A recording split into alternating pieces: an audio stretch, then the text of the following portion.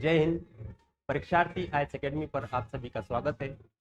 MPPSC 2024 को दृष्टिगत रखते हुए, जो कि आप लोग पास जून में आने वाला एग्जाम है, इसको दृष्टिगत रखते हुए आप लोग के पास यहाँ पर सिलेबस और नई क्लास जो फाउंडेशन बैच है, बेसिक से एडवांस तक, जहाँ तक आप लोग पास क्या है, आप लोग पास जो है पीएससी को क्वालिफाई करने के लिए हर स्तर के जो क्वेश्चंस आप लोग पास पहले जो आए हुए हैं और जो आने की संभावना है, वो सभी आप लोग को पढ़ाए जाएंगे। ठीक, तो यहाँ पर सबसे पहली बात करते हैं हम, यदि किसी भी टारगेट पर पहुंचना है, तो किसी भी टारगेट पर पहुंचना है तो उसके बारे में हमें पहले जानकारी होना चाहिए कि हमें आगे जाकर के क्या मिलेगा रास्ता में, रास्ता कौन सा रास्ता कहाँ पर जाएगा, किस तरह से हमें पढ़ना होगा। तो ये सभी आप लोग को पहले से पता होना चाहिए। तो यहाँ पर इस क्लास में जो आप लोग का ये वाला जो वीडियो है, इसमें आप लोग को यही बताया जा रहा है कि यहाँ पर आप लोग पास जो यूनिट्स है, आप लोग को हर कुछ नहीं पढ़ना है, ना ही सारा कचरा पढ़ना है। आप लोग को सिर्फ जो आयोग ने दिया है, एमपीपीएससी ने जो दिया है, सिलेबस दिया है, उस हिसाब से आप लोग को पढ़ना है। ठीक, तो यहाँ पर आप लोग को ज्यादा कचरा नहीं पढ़ना, आप लोग को स्मार्ट स्टडी करना है। क्या करना है? स्मार्ट स्टडी करना है। तो स्मार्ट स्टडी में आप लोग पास ये देख लीजिए, आप लोग यूनिट 3, तो यूनिट 3 में जो आयोग ने क्या दे रखा है, यहाँ पर यूनिट 3 में आप लोग पास दे रखा है, क्या दे रखा है आप लोग पास? भारत का भूगोल। तो भारत का भूगोल के जो आप लोग पास सिलेबस हमें पढ़ना है। तो यहाँ पर आप लोग पास जो सिलेबस है, आप लोग पास क्या सिलेबस जो आयोग ने दिया है, तो ये आप लोग को देखना है। ठीक है, तो यहाँ पर आप लोग पास देख लीजिए सिलेबस क्या है यूनिट 3 का। तो यहाँ पर यूनिट 3 में क्या दे रखा है आप लोग पास? भारत का भूगोल। क्या दे रखा है? भारत का भूगोल। तो इसमें आप लोग को क्या क्या पढ़ना है, भारत के भूगोल के अंदर आप लोग को क्या क्या पढ़ना है, ये आप लोग को देखना है। तो यहाँ पर सबसे पहले देखना आप लोग को क्या पढ़ना है? पर्वत पढ़ना है। पर्वत मतलब आप लोग पास कौन सा पर्वत कहाँ पर है, जैसे आप लोग पास हिमालय है, तो हिमालय कहाँ पर है, तो भारत के कौन से दिशा में है, या फिर आप लोग पास भारत से इसका हिमालय की प्रकृति पूछी जाती है, या फिर आप लोग पास अरावली पर्वत है, या फिर आप लोग पास पहाड़ियां जो है आप लोग पास गारो खासी जयंतिया, इस तरह से आप लोग पास पर्वत है, पहाड़ियां है। पहाड़ियां के बाद पठार, कौन सा पठार कहाँ पर है, तो यहाँ पर जैसे आप लोग मालवा के पठार पर रहते हैं, मध्य प्रदेश में आप लोग मालवा का पठार है। नदियां, कौन सी नदियां कहाँ से निकलती है, उसे अन्य किस नाम से जानते हैं आप लोग।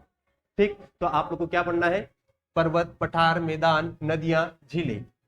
क्या पढ़ना है? झीलें। कौन सी झील कहाँ पर, पूरे भारत में कहाँ पर है, कौन सी झील है, डल झील कहाँ पर है, चिल्का झील कहाँ पर है।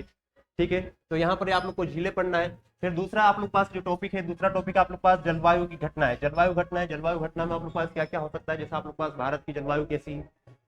ठीक, जैसे आप लोग पास मानसूनिक जलवायु, कैसी जलवायु है? मानसूनिक जलवायु। तो जलवायु के बारे में आप लोग को पढ़ना है। एल नीनो, ला नीना, क्या है? एल नीनो, ला नीना, तो ये आप लोग को देखना है यहाँ पर आप लोग पास। इसके बाद आप लोग पास दक्षिणी दोलन। दक्षिणी दोलन में आप लोग पास क्या होता है, जैसे कैसी हवाएं चलती है दक्षिण की, और कौन सी हवाएं चलती है, जैसे आप लोगों ने सुना होगा चीखता साटा, प्रचंड पचासा, ये सभी आप लोग पास किसके अंदर पढ़ना है?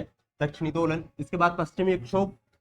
पश्चिमी विक्षोभ मतलब जैसे आप लोग के यहाँ पर अभी क्या चलता है? मावठा। मावठा आता है, फिर ठंडी हवाएं आती है पश्चिम से, भूमध्य सागर की ओर तरफ से जो हवाएं आती है, उसके बारे में पढ़ना है। इसके बाद जलवायु। तो भारत की जलवायु कैसी है, या जलवायु में परिवर्तन के परिणाम, मतलब यदि जलवायु में परिवर्तन होता है तो उसके क्या परिणाम हो सकते हैं, अच्छे परिणाम या खराब परिणाम। ठीक है, नेक्स्ट जो आप लोग पास टॉपिक है, टॉपिक क्या आप लोग पास? प्राकृतिक संसाधन। क्या है? प्राकृतिक संसाधन। प्राकृतिक संसाधन में क्या आप लोग पास? वन, पेड़ पौधे। पेड़ पौधे या फिर आप वन किस प्रकार के आप लोग यहाँ पर पाए जाते हैं, जैसे आप लोग पास जो पश्चिम बंगाल है, पश्चिम बंगाल में कौन से वन पाए जाते हैं? सुंदरवन। कौन से? सुंदरवन। जैसे ही आप लोग पास जो पहाड़ी हिमालय क्षेत्र है, हिमालय क्षेत्र में कौन से वन पाए जाते हैं? मध्य प्रदेश वाला जो वनी क्षेत्र है, उसमें कौन से वन पाए जाते हैं, कितने परसेंटेज में पाए जाते हैं, सर्वाधिक कहाँ पर पाया जाता है, इस तरह से आप लोग पास पूछा जाता है। कौन सा वन आप लोग पास जो पेड़ होता है, कौन सा पेड़ आप लोग के यहाँ पर सर्वाधिक पाया जाता है। नेक्स्ट है कौन सा आप लोग पास? खनिज। क्या है? खनिज। तो खनिज जो आप लोग पास रहते हैं, जैसे पेट्रोलियम पदार्थ है, इसके बाद मैग्नीशियम है, तांबा है, कॉपर है, इसके अलावा आप लोग पास सिल्वर है, ये सभी कौन सा है? हीरा है। मध्य प्रदेश में सर्वाधिक क्या है? हीरा। मतलब जो भारत में सर्वाधिक जो कहाँ पर मिलता है, मध्य प्रदेश में मिलता है। तो यहाँ पर खनिज के बारे में। इसके बाद जल संसाधन। जल संसाधन में आप लोग पास क्या क्या चीजें हैं, आप लोग किस तरह से आप लोग जो भारत की कृषि है, कृषि किस माध्यम से आप लोग पास जो जल को प्राप्त करती है। तो जल संसाधन जैसे आप लोग पास कुएं हैं, नदी है, नहरें हैं, या फिर आप लोग पास ट्यूबवेल है। ठीक, इसके बाद आप लोग पास जो क्वेश्चन रहेंगे, आप लोग पास कौन से टॉपिक पर रहेंगे? प्रमुख फसलें, खाद्य सुरक्षा, हरित क्रांति, दूसरी हरित क्रांति की रणनीतियां। मतलब यहाँ पर आप लोग पास जो फसल है, प्रमुख फसलें, कृषि से संबंधित क्वेश्चन पूछे जाते हैं। प्रमुख फसलों में कौन कौन से, जैसे आप लोग पास सोयाबीन है, चना है, मूंगफली है, गेहूं है। तो यहाँ पर आप लोग पास सर्वाधिक उत्पादन कौन से स्थान पर भारत का है या मध्य प्रदेश का है, तो मध्य प्रदेश के बारे में पूछे जाते हैं, और भारत के भी बारे में भी पूछे जाते हैं कि कौन कौन सी फसलें आप लोग की होती है। ठीक है, इसके बाद हमारे पास जो टॉपिक है, ऊर्जा के पारंपरिक वह गैर पारंपरिक स्रोत, मतलब वहां आप लोग को जो मध्य प्रदेश है, वह भारत है, भारत को कहाँ कहाँ से आप लोग को ऊर्जा प्राप्त होती है। तो कहाँ से ऊर्जा प्राप्त होती है, जैसे आप लोग को कोयला से ऊर्जा प्राप्त होती है, जल संसाधन जैसे डैम वगैरह के माध्यम से आप लोग विद्युत ऊर्जा उत्पादन करते हैं। तो यहाँ पर आप लोग पास संसाधन ऊर्जा कहाँ कहाँ से आप लोग प्राप्त करते हैं, इसके बारे में आप लोग को पढ़ना है। ठीक है, इसके बाद आते हैं आप लोग पास भारत में प्राकृतिक खतरे, आपदाएं, भारत में प्रमुख चक्रवात।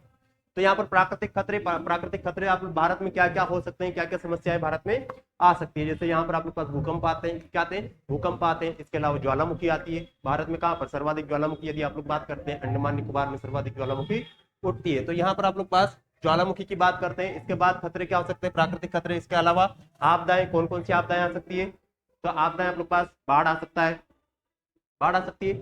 इसके अलावा आप लोग पास आ सकते हैं सूखा पड़ सकता है, क्या पड़ सकता है, सूखा पड़ सकता है। तो इस प्रकार की जो आपदाएं आप लोग को किसमें पढ़ना है, भारत की प्राकृतिक खतरे एवं आपदाएं।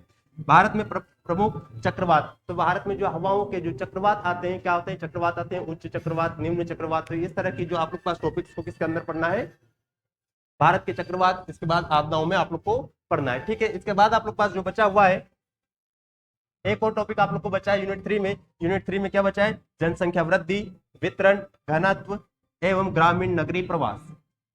तो यहाँ पर आप लोग को जनसंख्या वृद्धि पर आप लोग को बात याद करना है। जैसे आप लोग पास जनसंख्या कब हुई, जनगणना कब हुई थी, क्या हुई थी, जनगणना कब हुई थी, जनसंख्या वृद्धि के रोकथाम के लिए क्या उपाय किए गए हैं, क्या उपाय किए गए हैं। ठीक, इसके अलावा आप लोग पास इसका वितरण कहाँ कहाँ पर कौन सी कितनी जनसंख्या पाई जाती है। जैसे आप लोग पास बिहार में सर्वाधिक जनसंख्या पाई जाती है, जनसंख्या घनत्व, वैसे आप लोग सबसे कम कहाँ पर जनसंख्या घनत्व पाया जाता है। तो इस बारे में आप लोग से पूछा जाता है। ठीक है, इसके बाद आप लोग पास जनसंख्या घनत्व के बाद ग्रामीण एवं नगरीय प्रवास।